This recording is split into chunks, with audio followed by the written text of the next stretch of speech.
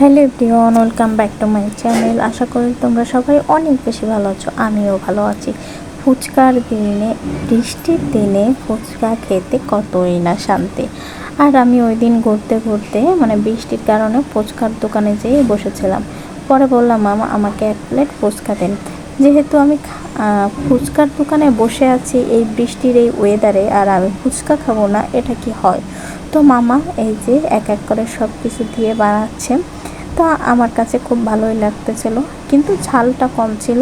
আমি না অনেক পরিমাণে ঝাল খাই, এত ঝাল খাই যে আমি লাস্টে যে অসুস্থ হয়ে যায়, আমার পেটে ব্যথা করে, ভোলা ভোলা আরও অনেক জিনিস হয়।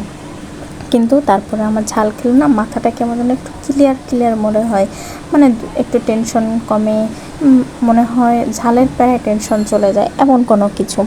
তো যাই হোক, এখানে মামা ঘুগনিটা মাখাচ্ছিল, আলু আর হচ্ছে ডাল, যেগুলো দেয় ফুচকাতে, ওইগুলো রান্না বানাচ্ছিল।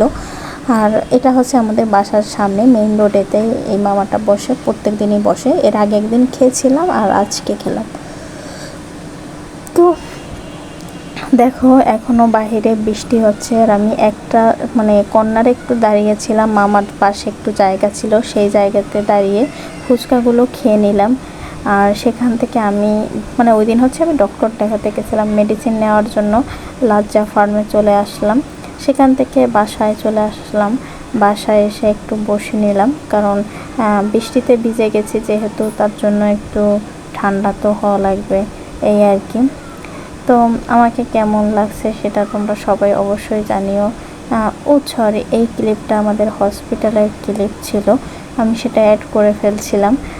তো হসপিটালে যে হচ্ছে আমি বোনকে দেখে আসলাম, আমার ননদ, ওর অপারেশন হয়েছিল তখন আর কি।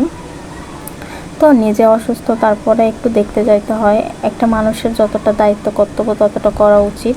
আমি হয়তো অত কিছু পারি না, বা আমি পারলেও, আমি করতে চাইলেও আমার শরীর পারে না।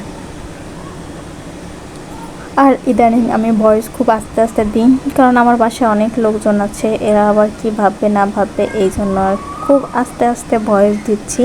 আর কয়েকটা দিন পরে ঠিকঠাক মতন ভয়েস দিব, কোনো প্রবলেম, টেনশনের কোনো কারণ নেই। আর কয়েকদিন ভিডিও আমি ঠিকঠাক মতন দিতে পারিনি এই একটা প্রবলেমের কারণে, কারণ সব ব্যাপারটা সবাই তো আর ওরকম না করবে বা এরকম কোনো কিছু না, জানে যে আমি ভিডিও করি, কিন্তু ভয়েস দেওয়াটা আমার একটা লজ্জা লাগে, এতটুকুই।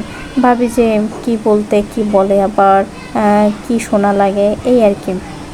কারণ আমি আবার অত মানুষের কথা কান দিই না, তারপর আবার কান দিতে হয়, না দিলে তো হয় না। দেখো বাইরের ওয়েদারটাও কত সুন্দর, দেখতে দেখতে আমার সময়গুলোও পার হয়ে গেল। হসপিটালে ওই দিন ওর ওটি ছিল।